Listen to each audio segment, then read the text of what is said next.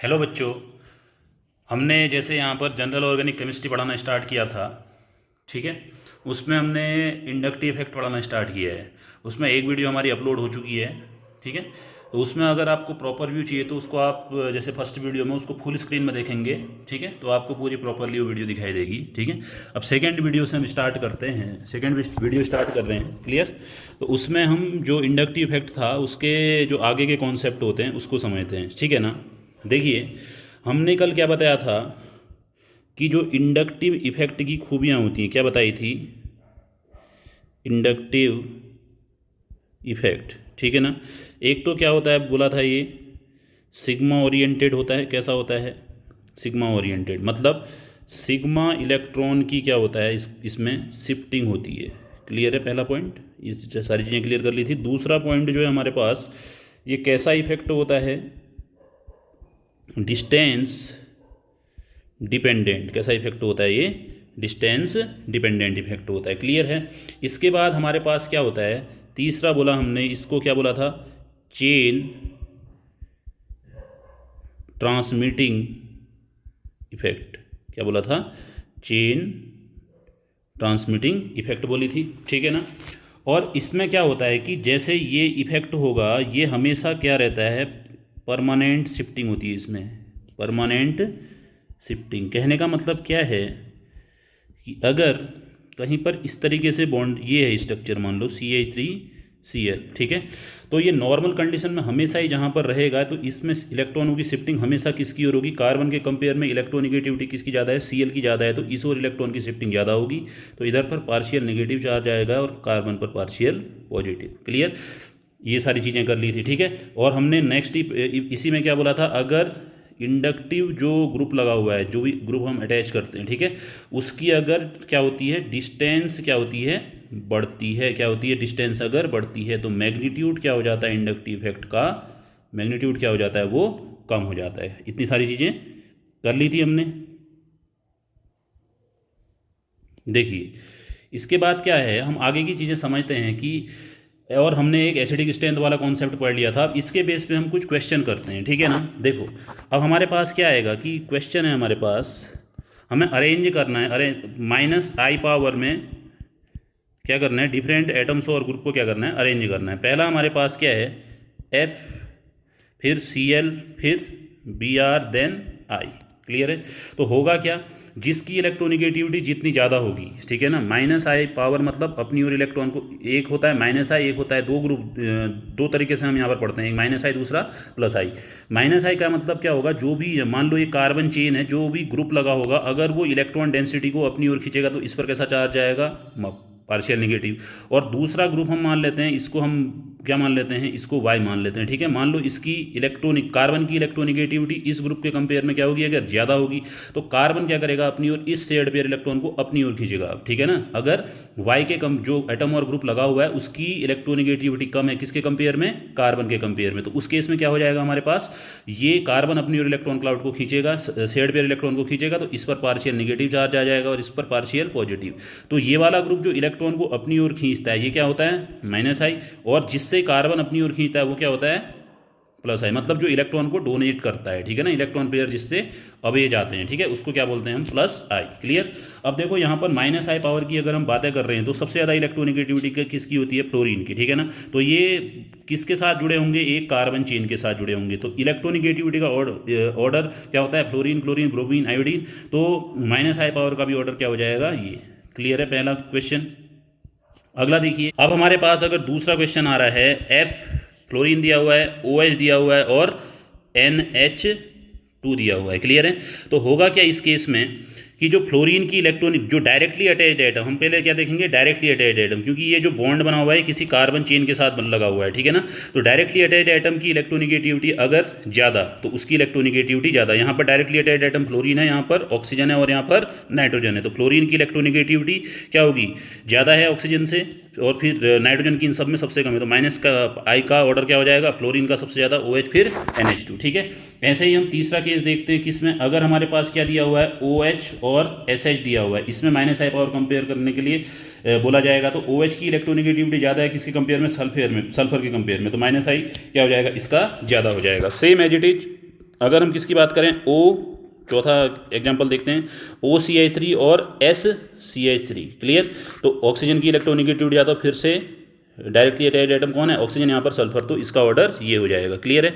अब देखिए इसके बाद क्या होता है, हम कौन सा केस लेते हैं, पांचवा केस देखिए होता है, इसमें देखते हैं हम किसको, अगर हमारे पास इस तरीके का स्ट्रक्चर बना हुआ है C ट्रिपल बॉन्ड CH, और नेक्स्ट है हमारा CH डबल बॉन्ड CH2, ठीक है। ये जो डायरेक्टली अटैच्ड एटम है, ये कैसा एटम है हमारे पास, sp हाइब्रिड, और ये वाला कैसा एटम है हमारे पास, sp2 हाइब्रिड है, ठीक है। कल ही हमने बताया था जैसे ही इस पर कितना है, इस पर इसकी जो इस पर परसेंटेज एस करेक्टर क्या होता है, ज़्यादा होता है परसेंट, किस हाइब्रिडाइजेशन में, sp हाइब्रिडाइजेशन में। कल की वीडियो में आप देख लीजिएगा, वहाँ पर मैंने सारा एक्सप्लेन कर रखा है कि कैसे परसेंटेज एस करेक्टर निकालते हैं, ठीक है। तो परसेंटेज एस करेक्टर किसका ज़्यादा है यहाँ पर, इस कार्बन का, और परसेंटेज एस करेक्टर ज़्यादा होता है तो उसकी वजह से इलेक्ट्रोनिगेटिविटी क्या होती है, ज़्यादा। अगर मोर इलेक्ट्रोनिगेटिव ज़्यादा है तो माइनस आई पावर क्या हो जाएगी, ज़्यादा हो जाएगी, क्लियर है। इतना सारी चीज़ें हमने क्या कर ली थी, डिस्कस कर ली थी, ठीक है। अब क्या है, ध्यान से समझना, हम किसकी बातें करते हैं, प्लस आई पावर की, किसकी बातें करते हैं अब हम, इसके बाद हम किसकी बातें कर रहे हैं,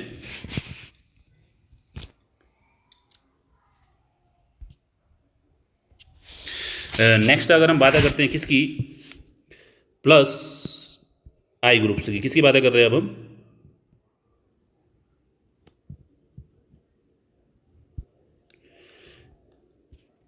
प्लस आई ग्रुप्स की बातें कर रहे हैं, ठीक है ना।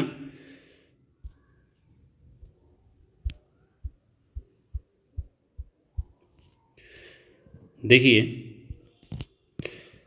किसकी बात कर रहे हैं अब हम, प्लस आई ग्रुप्स की बातें कर रहे हैं, ठीक है। तो प्लस आई ग्रुप्स क्या होते हैं, ध्यान से समझना, ऐसे सारे ग्रुप जो क्या करेंगे, इलेक्ट्रॉन जिन पर क्या होगी, इलेक्ट्रॉन जो क्या करते हैं, इलेक्ट्रॉन डेंसिटी क्या होगी, क्या होगी, ज़्यादा होगी, इलेक्ट्रॉन डेंसिटी ज़्यादा, मत क्या होगी, हाई इलेक्ट्रॉन डेंसिटी होगी। वो क्या करेंगे, जिसके पास इलेक्ट्रॉन डेंसिटी ज़्यादा होती है वो क्या करता है, दूसरे को इलेक्ट्रॉन क्या करता है, डोनेट करता है, ठीक है ना, आई बात समझ में। और जो डोनर ग्रुप अभी बताया था, जो भी इलेक्ट्रॉन डोनर होंगे, ठीक है, सिग्मा इलेक्ट्रॉन के थ्रू, वो क्या होंगे, प्लस आई, ठीक है। और जो इलेक्ट्रॉन एक्सेप्टर होंगे, क्या होंगे, इलेक्ट्रॉन एक्सेप्टर, वो अपनी ओर क्या करेंगे, इलेक्ट्रॉन को एक्सेप्ट करेंगे, तो वो क्या होंगे, माइनस आई, ठीक है। तो इलेक्ट्रॉन डेंसिटी हाई कहने का मतलब क्या होगा, इलेक्ट्रॉन डेंसिटी हाई कब होती है, जब हमारे पास कैसा चार्ज होता है, जनरली नेगेटिव चार्ज होता है। और एल्काइल ग्रुप, जहाँ से समझना, जैसे होगा क्या, अब मैं किसकी बात करता हूँ, एल्काइल ग्रुप की बात करता हूँ, किसकी बातें कर रहा हूँ, एल्काइल ग्रुप की बातें कर रहा हूँ, ठीक है। तो एल्काइल ग्रुप कहने का मतलब क्या होता है, कोई भी हमारे पास अगर एल्केन है, क्या है, एल्केन, उसमें से अगर हम क्या कर देते हैं, एक H हटा देते हैं, तो कौन सा ग्रुप बन जाता है हमारे पास, एल्काइल ग्रुप बन जाता है, क्लियर। जैसे देखिए CH4 है, क्या है हमारे पास, CH4, इसमें से अगर मैं एक H रिप्लेस करूँगा तो क्या बनेगा, CH3, ठीक है। ये हमारे पास क्या था, मिथेन, क्या था, मीथेन, तो ये क्या हो गया हमारे पास, मिथाइल, क्लियर। ऐसे ही क्या होगा, C2H6, क्या है, C2H6, ये क्या है हमारे पास, इथेन है, क्लियर। इसमें से अगर मैं एक H हटाऊंगा तो क्या बन जाएगा हमारे पास, C2H5, क्लियर। तो ये क्या हो गया हमारे पास, एथाइल, क्या हो गया, इथाइल। इसको क्या ऐसे ही हम जनरली कैसे एक्सप्लेन करते हैं हम इसको, इस तरीके से हम एक्सप्लेन करते हैं कि एल्काइल ग्रुप क्या होता है। अब देखिए एल्काइल ग्रुप प्लस आई, मैंने क्या बोला, एल्काइल ग्रुप जो भी होते हैं हमारे पास वो कैसे इफेक्टिंग होते हैं, प्लस आई इफेक्टिंग ग्रुप होते हैं, मतलब इलेक्ट्रॉन को सिग्मा उसके थ्रू क्या करते हैं, वो डोनेट करेंगे, ठीक है, सिग्मा बॉन्ड के थ्रू। कैसे, देखिए कार्बन की जो हमारे पास इलेक्ट्रोनिगेटिविटी होती है, अगर हम बात करें तो कार्बन की इलेक्ट्रोनिगेटिविटी हमारे पास 2.5 होती है, और हाइड्रोजन की इलेक्ट्रोनिगेटिविटी की अगर हम बात करें तो वो उसकी वैल्यू कितनी होती है, 2.1, ठीक है। तो जो कार्बन है उसकी इलेक्ट्रोनिगेटिविटी किसके कंपेयर में ज़्यादा है, इलेक्ट्रोनिगेटिविटी ऑफ हाइड्रोजन के कंपेयर में ज़्यादा है, ठीक है।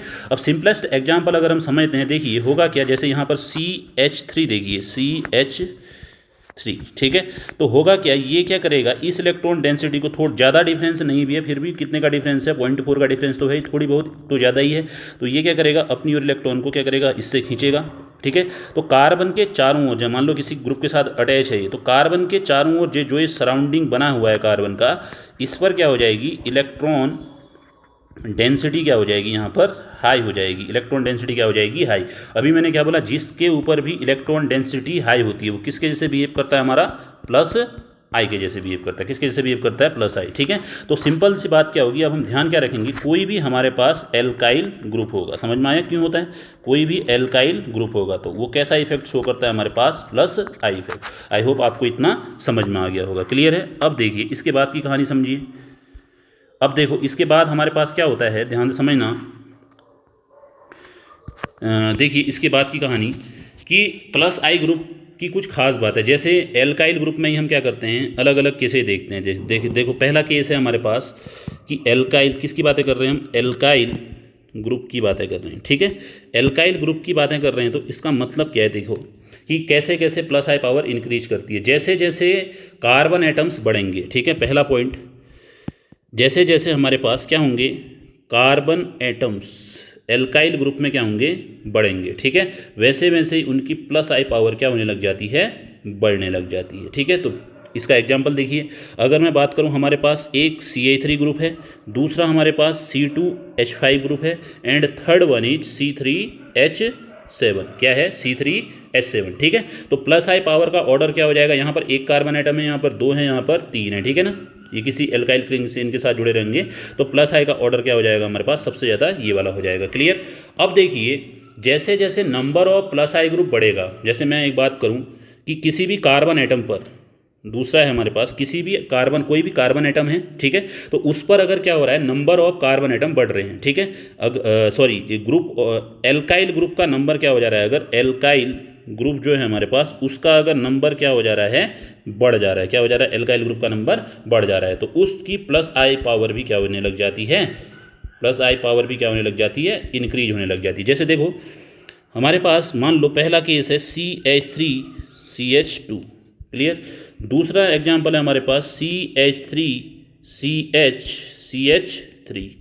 नेक्स्ट है हमारे पास CH3CH3 ठीक है, इस पर देखो ये कौन सा ग्रुप है, प्लस आई ग्रुप। ठीक है, ये भी यहाँ पर भी यहाँ कितने ग्रुप जुड़े हुए हैं, इस वाले स्ट्रक्चर में 3 प्लस आई।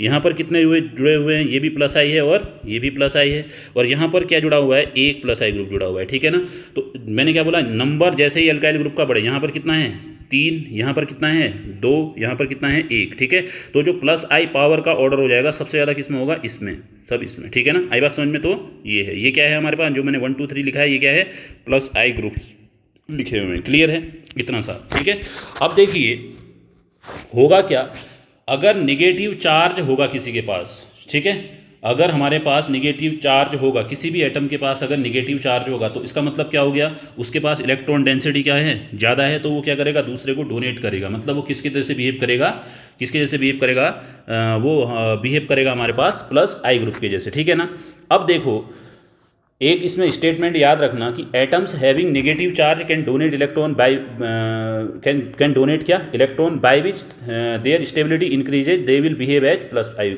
ठीक है, जैसे ही किसी एटम के पास क्या होगा, प्लस नेगेटिव चार्ज होगा, ठीक है, नेगेटिव चार्ज होगा तो वो क्या करेगा, अपनी इलेक्ट्रॉन, अपनी डेंसिटी को अपनी स्टेबिलिटी को बढ़ाने के लिए क्या करेगा, दूसरे को इलेक्ट्रॉन क्या करेगा, डोनेट करेगा। तो किसके जैसे बिहेव करेगा वो, प्लस आई ग्रुप के जैसे। जो भी इलेक्ट्रॉन डोनर ग्रुप हैं, ठीक है, थ्रू किसके द्वारा, सिग्मा बॉन्ड के द्वारा, वो किसके जैसे बिहेव करते हैं हमारे पास, प्लस आई के जैसे बिहेव करते हैं। ठीक है ना, इतना क्लियर हो गया।